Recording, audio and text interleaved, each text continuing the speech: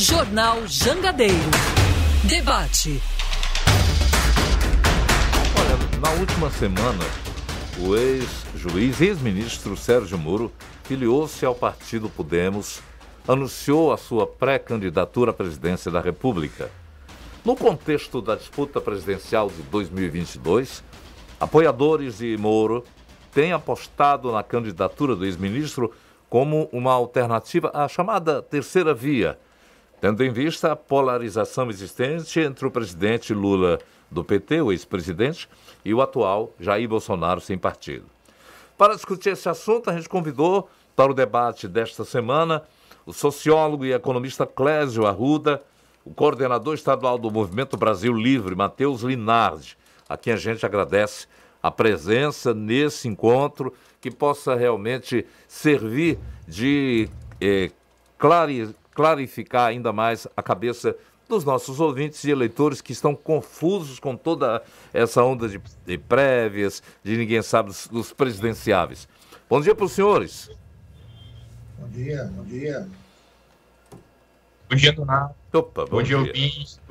Eu vou começar o debate perguntando a você, Clésio, como se identifica no espectro político, como você se identifica nesse espectro político? É centro, esquerda, direita? Mesma pergunta que logo em seguida faço para o Matheus. Em qual espectro político vocês se identificam? A esquerda, né? A esquerda, no centro-esquerda moderado, mas a esquerda. E você, Matheus? Bom, eu me considero um liberal e liberais costumam ser pragmáticos. Eu não diria que nem direita, nem esquerda, nem centro. A gente não pode se colocar numa caixinha porque escolher um presidente não é tipo você escolher um iFood ou você escolher alguma coisa que você gosta. Tem muitas coisas em jogo.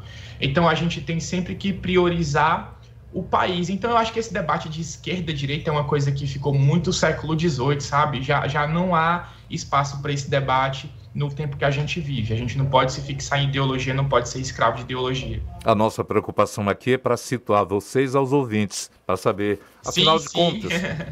liberal, né? É preciso para que o ouvinte tenha uma ciência... Já numa caixinha que me coloquem na caixinha da direita. Isso, mas nós estamos abrindo a caixinha daqui para o ouvinte. Como é que vocês analisam a candidatura do ex-ministro Sérgio Moro à presidência? Vou começar com você, Matheus. Certo. Então, eu considero positivo, né? Era um nome já que eu defendia há bastante tempo, que se colocasse nessa polarização entre Lula e Bolsonaro, porque, sinceramente, ninguém merece Lula e Bolsonaro.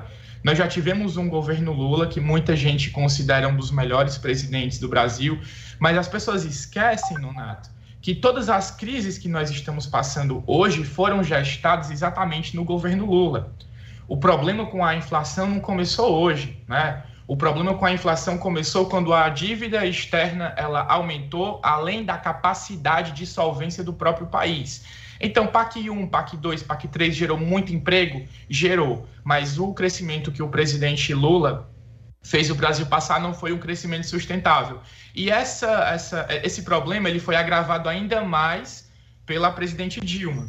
Então, a gente teve um cenário catastrófico na economia, no segundo mandato da Dilma, onde foi tudo revelado, né? Desde as pedaladas fiscais, que não foram para pagar programas sociais, como as pessoas costumam dizer, foram para pagar os grandes empresários, né? Foi para custear as obras que o BNDES, os acordos que o BNDES faziam com os grandes empresários.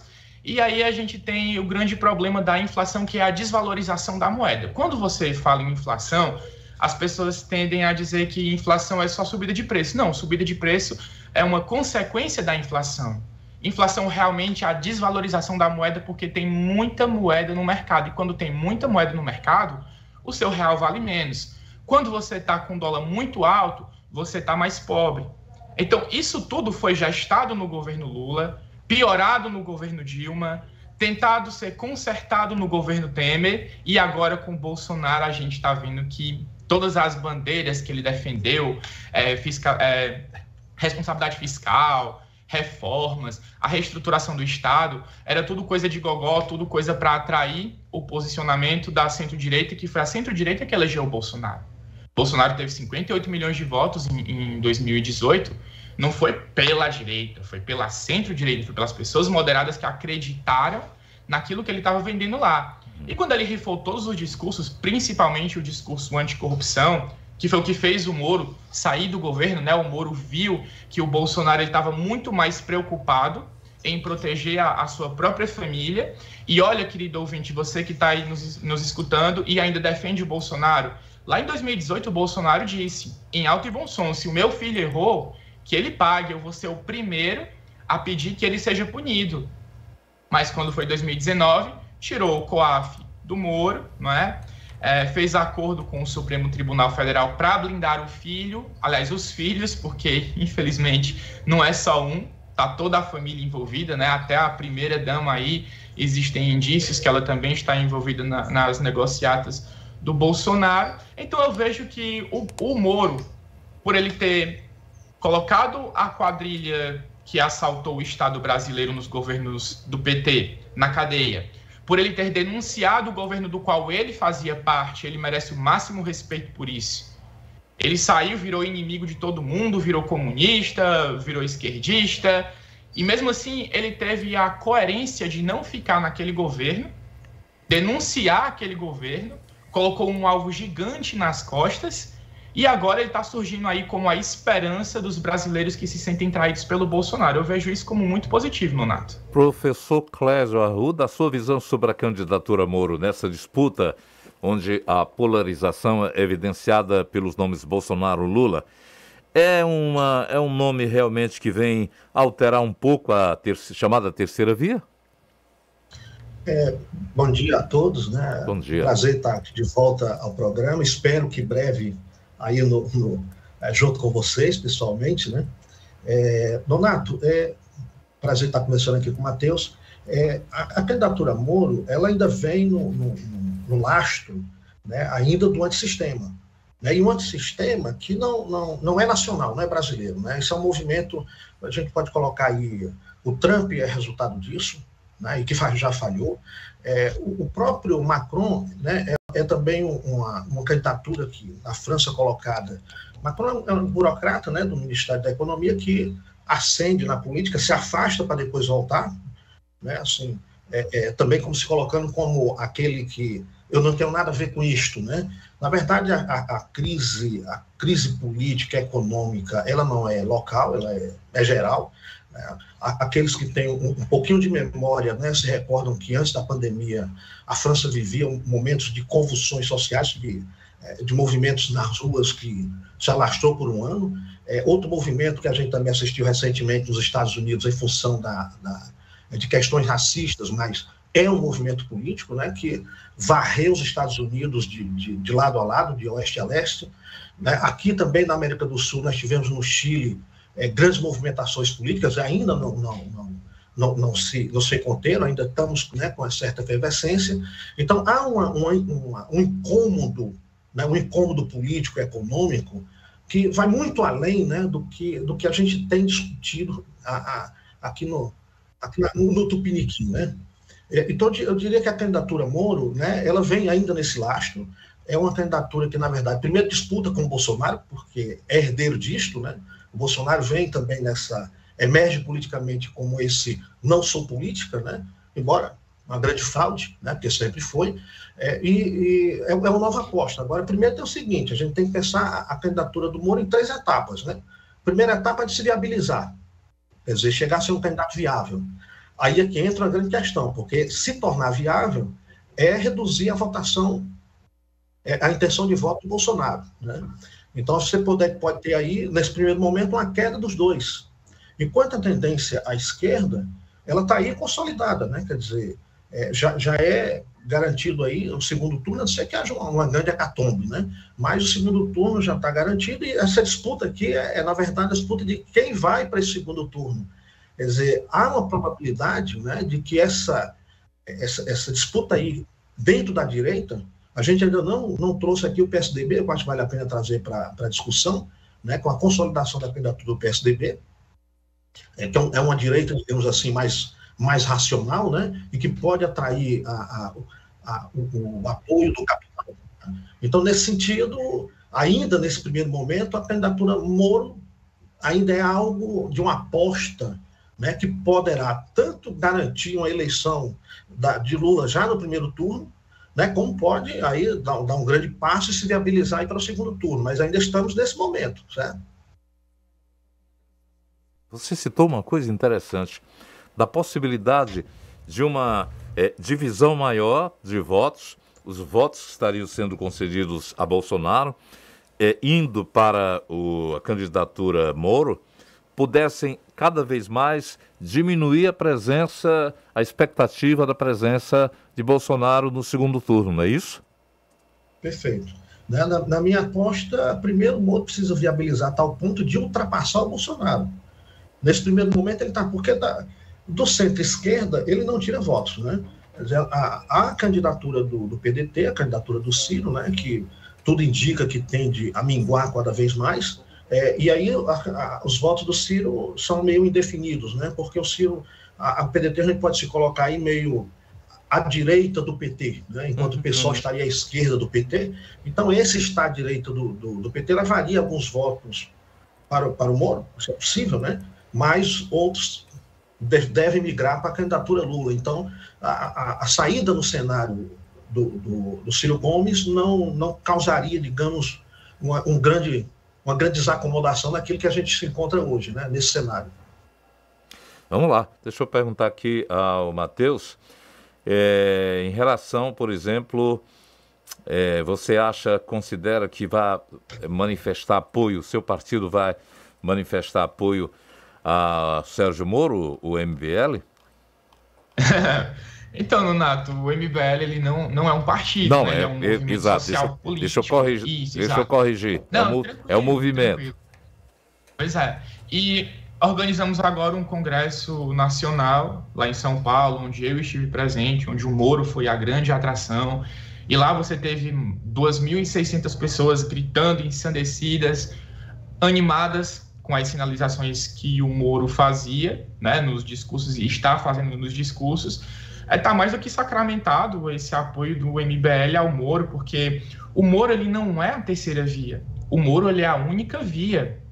O próprio professor Clécio acabou de admitir que a candidatura do Ciro vai minguar e a disputa é entre Bolsonaro e Moro para quem vai para o segundo turno com Lula. E aí as pesquisas mais recentes, elas mostram que o Moro ele é o candidato mais competitivo no segundo turno. Ele continua perdendo para o Lula? Continua, mas cai, né? Diminui. O Lula ganha com muito mais vantagem em cima do Bolsonaro, já quando é com o Moro, diminui quase 9%. E tem outro dado também, que o Clésio esqueceu de citar, é que nem todo mundo ainda está sabendo que o Moro é candidato. As pesquisas mais recentes mostram que 18% do eleitorado, e 18% do eleitorado é muita gente, são milhões de pessoas, ainda não sabem que o Moro é candidato. É por isso que eu acho tão impactante a entrada do Moro agora no debate eleitoral, não é nem na corrida eleitoral, porque ele ainda não assumiu uma pré-candidatura. Ele filiou-se a um partido, então as primeiras pesquisas após filiação e após essas aparições públicas, em que os outros já apareciam como pré-candidatos, mostrou um crescimento estrondoso, né? A história do Lula, o Lula sendo coberto pela mídia 24 horas por dia, Bolsonaro está no poder, então ele é coberto pela mídia 24 horas por dia, cada coisa que o Bolsonaro fala sai na mídia. O Moro está começando a ter isso agora. Tanto é que a tendência de pesquisas pelo Moro no Google subiu, né? Subiu vertiginosamente, inclusive mais do que Bolsonaro e Lula. Isso também é uma tendência de crescimento que vai se consolidar nas próximas pesquisas. E como o Clécio falou, a questão da viabilidade. Eu vejo cada vez mais o Moro conseguindo atrair mesmo até o União Brasil, onde o único presidenciável lá com chances reais era o Mandetta. O Mandetta disse que, olha, vocês têm que começar a prestar atenção no Moro, vocês não podem deixar de considerar a hipótese de apoiar o Sérgio Moro, porque o Sérgio Moro, ele é a única via. Bastou ele falar como candidato sem assumir a sua pré-candidatura, ele já dizimou a terceira via. O Clécio falou uma coisa interessante sobre o PSDB, mas a gente não pode esquecer que o PSDB, em 2018, teve 4% das intenções de voto, né? O PSDB ele deixou de ser esse grande player na política, porque a política mudou, os caciques políticos eles não têm mais tanta influência sobre o eleitor. O que decide uma eleição hoje no Brasil é o tecido social, é a vontade do eleitor. Então, quais as preocupações que vão fazer o eleitor sair de casa em 2022, num domingo, seja de manhã, seja de tarde, seja pertinho da noite? O que é que vai fazer o eleitor sair de casa para votar? O PSDB perdeu isso aí. Mesmo o Leite, que é um cara que eu admiro bastante, ele não tem todo esse apelo popular quanto o Moro. Então, o que eu vejo aí é o Moro tirando o Bolsonaro do segundo turno. A própria equipe do Bolsonaro já sabe disso. Tanto é que o gabinete do ódio está fixando os ataques no Moro, né? Teve recentemente lá na Jovem Pan o pessoal lá que defende o Bolsonaro chamando o Moro de comunista. Nossa, tá uma coisa assim desastrosa, mas é o medo, né? A galera sentiu realmente o impacto de que a candidatura do Moro é prejudicial para o plano de reeleição do Bolsonaro. Deixa eu fazer uma pergunta aqui para o eleitor cearense que tem o nome do Ciro Gomes na mente como um presidenciável. Vocês dois acham que a campanha política no rádio e na TV ela pode injetar sangue nas veias do presidenciável Ciro Gomes nessa disputa entre os três? Matheus, quer iniciar? Você ouviu, entendeu? Eu estou querendo saber. Nesse momento, a pesquisa está mostrando Lula, Bolsonaro, Sérgio Moro e depois é que vem o Ciro. Há possibilidade do Ciro avançar nesse terceiro lugar? Para o terceiro lugar? Posso fazer os comentários iniciais? Pois não. Bom, né, a tendência do Ciro de se recuperar mesmo, a gente pensando, né, aí na campanha propriamente dita, né, e aí o Ciro tem uma habilidade reconhecidíssima, né, ao mesmo tempo, de vez em quando essa habilidade se atrapalha, né, mas no cenário que nós encontramos hoje, que é um cenário diferente de outras eleições que ele participou, né, há uma tentativa do Ciro Gomes, inicialmente, de ocupar uma posição que seria essa tal terceira via, né? Que eu preferia chamar muito mais uma posição de centro, né? Porque o que a gente tem, né, tanto o Bolsonaro como o Moro, né, eles se apresentam como candidato à direita, mas não é a direita que a gente conhecia na disputa PT-PSDB, né? Um centro-direita e um centro-esquerda. Nós temos uma direita-direita, né? E que, lamentavelmente, né, quer dizer, bom, se mostrou um perfeito desastre, né? Um desastre total, retundo, né? E que, bom, o Ciro no seu projeto inicial, né, imaginou que poderia se colocar nesse meio, e para isso era preciso fazer a oposição aos dois lados, né? E ele buscou isto, né? Só que talvez tenha ocorrido aí uma avaliação equivocada do Ciro Gomes, que é de que o seu eleitor tem uma tendência mais à esquerda do que à direita, né? O próprio PDT, historicamente, né, ainda tem brisolistas entre os seus, digamos, simpatizantes, eleitores simpatizantes, né? E essa marca aí de um centro-esquerda, desde a fundação do próprio partido, eu acho que ela não foi bem avaliada, né? Então, quando o Ciro, né, em um determinado momento, lamentavelmente, faz uma crítica radical a todas as lideranças de esquerda, né, passando pelo Flávio Dino, Dilma, Haddad, né, quer dizer, o próprio Lula, né, que já vem há muito tempo, aí eu acho que mais contribuiu negativamente do que positivamente, né? É fato que para viabilizar esta outra candidatura, né, uma outra candidatura viável, é necessário que também receba votos daquilo que já está consolidado na candidatura do Lula, sem dúvida, né? Porque o que está posto de votos na direita, quer dizer, coloca no segundo turno. Isto se marchar numa candidatura única. Por isso que eu queria aqui relembrar aqui ao Matheus que eu não considero ainda a candidatura do Moro viável. A candidatura do Moro ainda é um teste. Ele também sabe disso, né? Talvez, provavelmente, já tentando se livrar de futuros processos jurídicos que ele possa vir a sofrer futuramente, né? Saia, se a candidatura não for viável, busque aí uma guarida, né, contra processos mais à frente que possam chegar, né? Então, ainda precisa se colocar como uma candidatura viável, né? Vamos esperar ainda. Ao ser questionado, já espaço para você, Matheus, ao ser questionado pelo Pedro Bial na entrevista, se já seria o anúncio de candidatura, a chegada dele, ele falou que a jornada começa com a filiação. Mas aí eu pergunto, Matheus, ele vai precisar exatamente de disputar e de trazer para si alianças, formar alianças.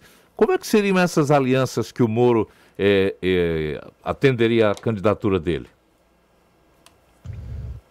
Primeiramente, deixa eu só comentar um pouquinho o que o Clécio falou a respeito da viabilidade. Isso. Clécio, eu acredito que um candidato que ainda nem assumiu sua pré-candidatura, apenas com a afiliação, ele já deu esse baile todo no jogo eleitoral. Você pega, por exemplo, o Ciro Gomes, que está em campanha desde 2002, né? E nunca saiu ali daquele contingente. Na verdade, ele até minguou, né? Porque ele chegou a ter 12, 13% de votos em 2018 e agora ele está patinando ali no 7, 8%. Então, o Ciro Gomes, com todo esse tempo, ainda não conseguiu convencer o eleitorado de que ele é uma opção viável. Ele cristalizou, sim, algumas pessoas, muita gente, né? Mas não o suficiente para levá-lo para um segundo turno. O Moro, simplesmente com a afiliação dele, já ultrapassou o próprio Ciro, que está nessa estrada há muito mais tempo. E aí vem a questão que eu estou falando a respeito da construção do tecido social. Como é que vai ser o tecido social lá em 2022? Quais são as preocupações que vão fazer o eleitor sair de casa em 2022 para transferir a sua confiança naquele candidato? Porque voto é transferência de confiança. Quando você está ali na urna digitando o número do seu candidato, você está falando, olha, eu confio em você, não me decepcione. A respeito das alianças, eu acredito que é uma coisa que já está rolando. Para quem acompanha a política, está vendo aí que o Moro está se reunindo com grandes lideranças políticas do Brasil inteiro. Recentemente ele teve com o governador Romeu Zema, do Partido Novo, que é um estado estratégico, né? Minas é o segundo maior colégio eleitoral do Brasil. O Romeu Zema é um dos melhores governadores do Brasil, né, em questão de popularidade, aprovação, avaliação. Sem contar que o Romeu Zema era um dos poucos governadores que estava lá na Expo Dubai, ou seja, é um cara que realmente se preocupa com o desenvolvimento e vai muito no discurso que o Moro está pregando, que nós precisamos de desenvolvimento econômico aliado ao desenvolvimento social. Não é? Oi, pode falar. Então, nós estamos aguardando você concluir para dar o espaço aqui ao nosso... Não, tranquilo. Pois é. Então é isso, as discussões elas já estão rolando, já existe a questão do apoio até do União Brasil, né? Está em discussão lá com o Mandetta, com o Bival está querendo ser candidato, mas a gente sabe que isso é mais uma manobra para barganhar alguma coisa lá na frente num eventual governo Moro. Então as alianças elas já estão rolando a todo vapor, até porque, como eu falei, né, o Moro chacoalhou o Brasil inteiro simplesmente com a sua filiação. Eu acredito que é mais do que natural essas alianças buscarem um candidato que, por mais que o Clécio discorde que ele é viável agora, mas ele já está se provando bem mais viável que o próprio Ciro, que está desde 2002 nessa batalha. Ok. Nós estamos com um debate aqui acompanhando Clésio Arruda, o professor sociólogo e economista, esse que acabou de falar, coordenador estadual do Movimento Brasil Livre, Matheus Linardi, discutindo exatamente a chegada do nome Moro para integrar o que seria, vamos chamaria aqui, a terceira via. Eu deixo com você a mesma pergunta que fiz para o Matheus, professor Clésio. Olha, vamos... Tá um eco, né? Estamos lhe ouvindo. Bom, ok. Vamos pensar aqui, assim, diante desse cenário, né, o que seria, né, a viabilidade, né? Porque a gente está falando sobre hipótese, isso é bom deixar claro, né? A hipótese do Moro se tornar viável, né? Até porque a chegada do Moro não é tão, assim, não foi algo tão recente. O Moro já vinha se colocando como, ali paquerando de fora, mesmo estando nos Estados Unidos, já vinha se colocando como possível candidato, o nome já vinha na mídia, já vinha se colocando, né? Não é completamente um neófito. Então ele já chegou, já vem fazendo política de muito tempo, né? Porque como juiz já fez política, né? É de uma família de tradição política, né? Na cidade dele, Maringá, o pai é fundador do PSDB. Então não é alguém que chega de paraquedas, né? É alguém que aí que é a grande história, né? Quando a gente pensa na própria, no jogo político mesmo, agora da disputa eleitoral, aberto com debates e com programas de rádio e televisão, né? Como se comportará o Moro, caso se viabilize, né? Como será o seu comportamento? Porque agora é o campo político, né? Agora ninguém vai ter o togado fazendo política.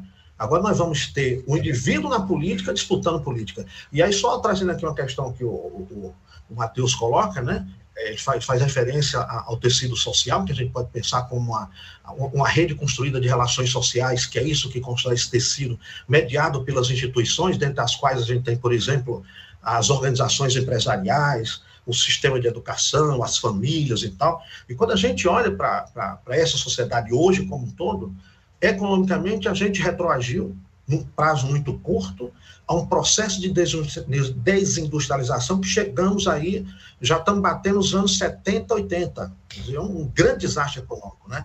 Que aí nos coloca e nos leva a ponderar o seguinte: o setor produtivo, o setor financeiro, tudo bem, né? Porque aí é óbvio que o setor financeiro vai cair completamente nessa candidatura Moro. Já caiu, né? Agora, o que põe em dúvida aí é se dentro dessa sociedade brasileira, o setor econômico produtivo, ele vai apostar novamente numa política liberal, que é o que o Moro vai continuar, em que o setor produtivo vai ter ganhos pífios, né? Vai ter ganho pífio, porque vai ter ganho de custo de produção através da redução do custo de trabalho assalariado, né? Algumas outras reduções em termos de impostos, mas, né, as consequências a gente está vendo aí, né? A ausência do Estado, né, que é o que a gente retirou agora nesses últimos anos, nos trouxe a esse processo de desindustrialização, uma queda do PIB brasileiro astronômica, taxa de desemprego elevadíssima e o mais grave, fome, pobreza e miséria em larga escala, né? É isso que está em jogo nessa política. E o que o Moro representa? Quer dizer, vai ser o discurso político do Moro, vai ser o discurso social, né? Vai ser o discurso agora da redução da pobreza, do investimento social, de tirar o Estado e fazer os investimentos para que a gente possa gerar emprego, que a gente possa reduzir a margem da população que se encontra hoje no estado de pobreza absoluta, recordes que a gente pensou que já teria superado, né? Um grande desastre. Nós vamos continuar com esse desastre? Qual é o discurso do Moro? Essa também é uma incógnita que eu espero, né, assim, ver esse discurso, né? E aí, sinceramente, né, pela destreza que o próprio Ciro Gomes, seria bom a gente ter, né? Essa coisa de ter poucas candidaturas, isso é péssimo para a sociedade brasileira ter clareza, né? O ideal é que a gente tenha, de fato, essa direita mais radical aí, que vai ser representada pelo Moro, que venha o candidato do PSDB, o Leite, como, né, alguém mais centrado e voltado para o setor produtivo, que tenha a candidatura, né, do PT aí como centro-esquerda, e que venha o PSOL, para que a gente tenha esse espectro político, né? Porque esse discurso, essa narrativa de que não existe direita, não existe centro, não existe isso, é só olhar para o discurso aqui, o meio do Matheus. Somos completamente opostos. Se você colocar 20 questões para a gente discutir, nós vamos ser contrários em 50. Né? Obrigado. A Carla Moura tem pergunta de ouvintes aqui. Fala, Carla. Oi, senhores, muito bom dia para vocês. Obrigada pela participação. Eu queria destacar aqui, Nonato, dois comentários. Primeiro do Ronaldo, lá do Henrique Jorge. Ele diz aqui: acho que as pessoas deveriam votar em projetos e não propriamente na pessoa. O Moro vai ser uma decepção, assim como foi Bolsonaro. E o Augusto Feitosa diz aqui na nossa live que o Moro sofreu muita crítica em 2020 por justamente não se pronunciar de forma política. Eu queria aproveitar a participação dos nossos ouvintes e internautas para fazer a seguinte pergunta. pergunta. Tem-se muito a ideia, e principalmente para 2022, desses dois lados, do político e do técnico. O Bolsonaro, entre diversos fatores, foi eleito tanto em relação ao antipetismo, ao discurso anticorrupção, mas também com a promessa de formar uma equipe técnica e que essa equipe técnica governasse o país, né? O que acabou se desmontando aí aos poucos. Essa garantia de equipe técnica por parte dele. O Moro, inclusive, fazia parte disso, e a minha pergunta é, essa deve ser uma linha de atuação do possível candidato Sérgio Moro? E isso funciona aqui no Brasil? Pode ser para o Matheus, primeiramente. Beleza. Antes de responder essa pergunta, eu vou querer comentar uma coisinha que o Clécio falou, que me fez até rir, sabe? Eu não consegui rir só por dentro, eu tive que rir por fora também, porque ele falou assim, essa direita radical aí que vai ser representada pelo Moro. Que direita radical representada pelo Moro, Clécio? Quando eu falo que esse debate entre direita e esquerda, ele deve ser superado, eu estou te dizendo que ele não é essencial. Ele não é essencial para a gente discutir um plano, para a gente discutir um projeto para o país. Outro erro que você incorreu foi que você citou a política de desindustrialização como uma consequência de uma política liberal. A desindustrialização brasileira, ela vem bem de antes, ela começou lá no PT, ela começou com a política dos campeões nacionais. Então não tem nada de liberal você pegar um banco de fomento como o BNDES, escolher 5 amiguinhos seus que vão doar para a sua campanha, investir bilhões do dinheiro do brasileiro, porque o dinheiro do BNDES é um dinheiro do brasileiro, é um dinheiro que vem de impostos, até porque as operações de crédito do BNDES são a longuíssimo prazo, né? É a TJLP, a taxa de juros de longo prazo. Então, isso não é política liberal nem aqui, nem na China, sabe? Foi uma política desenvolvimentista, foi uma política errada, porque a gente apostou nos players errados, gerou desemprego. A gente tem uma política aqui no Brasil de protecionismo, onde a gente penaliza o consumidor final com a desculpa de proteger a indústria nacional. Isso não funciona em lugar nenhum. Se você não tem competitividade, se o seu produto não é bom, você merece quebrar, porque quem vai dizer se o seu produto é bom ou não é o consumidor final. Então, essa política de subsídios, aí ela acaba gerando essas distorções e acaba criando todo o quadro que você citou como uma política liberal e não é uma política liberal. Agora, voltando aqui para o que o ouvinte falou, o Henrique Mandetta foi um dos ministros da saúde mais bem avaliados do país inteiro e ele obedeceu um critério de escolha. Ele era um quadro político que, ao mesmo tempo, ele era um quadro técnico. Então, dá sim para você ter boas pessoas por indicação política. O que é que não pode? O que é que não pode? Você não pode rifar ministérios, colocar, por exemplo, investigado na Lava Jato para presidir um banco público, para ser diretor de um banco público. Você não pode colocar pessoas de um partido da base do presidente, como aconteceu agora com o PL, para direcionar as emendas do relator, né, o tal do orçamento secreto, que é tão secreto que eles querem que você saiba para quais deputados foram o dinheiro desse orçamento. Isso que não dá. Eu venho vendo movimentos do Moro a respeito dessa coisa de ministros eventuais, postos-chave do governo. Eu acredito que vai sim ter quadros técnicos, mas haverão sim quadros políticos mais com qualificação técnica. Isso funciona no Brasil sim, viu? Isso funciona no Brasil. Quem diz que não funciona é quem quer ficar aparelhando com seus amiguinhos para desviar o dinheiro do brasileiro. Deixa a gente ouvir aqui o professor Clécio, pois não? Olha, se a gente olhar para a história recente do país, né, nós vamos ver claramente que o Brasil ele se assenta em projetos. Isso não é recente, né? Se a gente pensar, mesmo retornando aos Vardas, porque nós temos Vardas é um Estado que pensa o desenvolvimentismo, que investe na indústria de base, principalmente produção de energia e matéria-prima. Depois a gente vem aí pegando saltos largos, né? A gente vem com o Juscelino Kubitschek, que traz uma política de industrialização com a atração de investimentos internacionais com as multinacionais. Em seguida, a gente entra com o governo dos militares, que também tem projeto.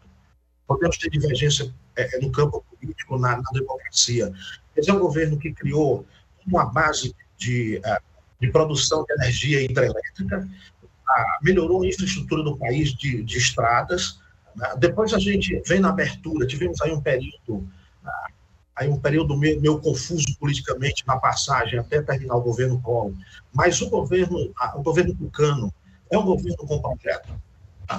Podemos ter discordância, mas é um governo que abriu oportunidade no sistema educacional, inclusive para as empresas privadas atuarem na educação. Investiu na infraestrutura, que o Ceará foi beneficiado dessa infraestrutura, com o Porto do Pecém, por exemplo.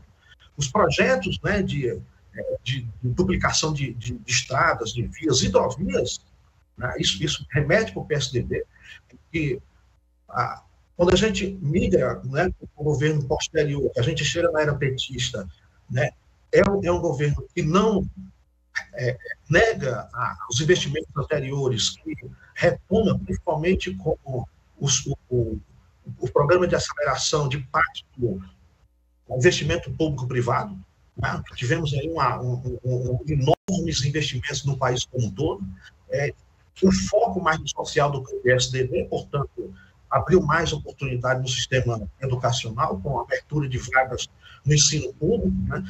Todas essas questões, quando a gente olha para elas, na trajetória da sociedade brasileira, a gente vem buscando o desenvolvimentismo, e com sucesso. É claro que a gente chega ao final da ditadura com 30% de pessoas abaixo da linha de pobreza, reduzimos isso enormemente ao final do governo Lula, né? Lamentavelmente, o que nós construímos com esse jogo antissistema e essas narrativas sem sustentação histórica e com absoluta falta de conhecimento, é o que nós tivemos, esse retundo desastre que a gente tem hoje, inclusive negando tudo que é política. Está negando política, né? Negando política no seu sentido mesmo do debate, da discussão, e com construção de narrativas morais. Ou seja, deixando de discutir questões técnicas para ficar na discussão moral. Terrível isso, porque isso não constrói, né? Quer dizer, fulano é isso, fulano é aquilo, né? Quer dizer, um discurso extremamente pobre. Aí eu concordo com o ouvinte aqui que traz essa discussão. Precisamos discutir projeto nesse país. O Ceará é exemplo disso. Desde o governo Tachereçati, agora até o final do governo Camilo, nós temos continuidade. É muito claro, né?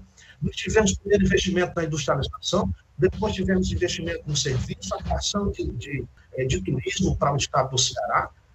O último governo, um governo extremamente técnico, né? Pensar aqui, uma pessoa que eu relevo como extremamente competente, o Flávio Ataliba, né? Um economista de excelente qualidade dentro do quadro do governo. Então, a área da saúde, também colocada, né, com grande sucesso. Felizmente, né, nós tivemos esse quadro técnico dentro do nosso governo estadual, que nos garantiu aí, pelo menos, um certo alívio, né, dado o desastre que viria da aposta, que inclusive aqui o movimento, que não é partido, do MBL, que apoiou lá atrás, né, e que agora já faz uma nova aposta, né, que também, não tenho nenhuma dúvida, um fracasso e um desastre. Acredito que a sociedade brasileira não vai continuar nessa linha. Ok. Nós estamos chegando já ao final, mas eu gostaria de, em um minuto, ouvir a opinião de vocês. A não oficialização da candidatura Moro se deve, provavelmente, à possibilidade de o partido Podemos averiguar qual é a receptividade dele já com um ano antes do pleito. Mesmo que Moro ainda acabe não concorrendo à presidência, o capital eleitoral será aproveitado pelo partido, que também considera a possibilidade de lançá-lo como candidato ao Senado. Há negativos que estão sendo avaliados, como cerca de brasileiros que diziam que não votariam no ex-ministro de jeito nenhum, o índice de rejeição. Como é que vocês avaliam isso? A possibilidade, se ele não se candidatar, a polarização voltaria a se acentuar mais ainda entre Bolsonaro e Lula? Um minuto. Posso começar? Pode. Pronto. Acredito que sim, Nonato, porque a gente viu que os outros candidatos da terceira via, nenhum empolgaram. É por isso que eu friso aqui para o ouvinte o Moro não é a terceira via. O Moro é a única via para você derrotar o bolsopetismo, né? Porque Bolsonaro e Lula, eles se vendem como personagens antagonistas de um romance lá daquele escritor de Dostoiévski, né? Mas, na verdade, eles são praticamente gêmeos univitelinos. Eles utilizam o mesmo modus operandi, eles utilizam o mesmo nós contra eles utilizam as mesmas armas, eles utilizam a mesma técnica de empurrecimento da população para pegar a massa de manobra. Então, se as pessoas querem uma alternativa diferente, pessoas que façam diferente, inclusive que administrem o dinheiro do brasileiro, né, porque esse dinheiro é seu. Quando as pessoas dizem assim, Bolsonaro vai dar R$400 de Auxílio Brasil, o dinheiro não é dele, o dinheiro é seu. São seus impostos. É você que está custeando o Auxílio Brasil. Então você não deve nada a políticos. Os políticos que te devem. Obrigado. Pensem nisso, Obrigado. Pensem nisso, queridos ouvintes. Obrigado pelo tempo. E eu acredito que não tem volta, Nonato. O Moro é candidato. Professor Clésio, 1 minuto. O objetivo do Podemos, muito mais criar uma bancada mais forte, aproveitando ainda essa carona nesse sistema, com uma certa, né, uma relativa projeção do Moro, né, mas não acredito na sua viabilidade e penso que o Moro enxerga a política da mesma forma que o Dallagnol, como uma proteção para futuros processos que possam recair sobre ele. O Dallagnol já deu com os burros d'água, né? Provavelmente a gente vai ver aí algumas questões jurídicas mais fortes, né, recaindo sobre ele. E não é outro caminho que o Moro busca, né? Eu acredito que é muito mais provável ainda, vamos esperar como se porta o Eduardo Leite, como vem o PSDB, né? E oxalá a gente volte para uma política mais saudável, né? Onde nós tínhamos a disputa, que era uma disputa que a gente podia estar de um lado ou de outro, né? Mas era saudável que tinha projeto, como aqui pede o ouvinte. Nós tínhamos o PSDB com projeto e tínhamos o PT com projeto, e aí a sociedade escolhia. E não esse antiprojeto, essa coisa nenhuma, né? Eu quero agradecer a atenção, a presença dos senhores aqui, dando informações e analisando, nesse momento, a situação da corrida para as eleições de 2022, com a chegada do nome de Sérgio Moro como um candidato para somar-se aos nomes da dianteira de Lula e Bolsonaro. Muito obrigado aos ouvintes também que mandaram perguntas, citações elogiosas, citações críticas. A gente agradece a participação de todo mundo. Obrigado, professor Clésio. Obrigado também a você, Matheus Linardi. Grande abraço. Obrigado, pessoal. Me sigam nas redes sociais, @Matheus Linardi, com TH e 2 Ds no final. Ok. Tchau, tchau. Professor Clésio, muito boa a sua participação. Obrigado. Obrigado, abraço.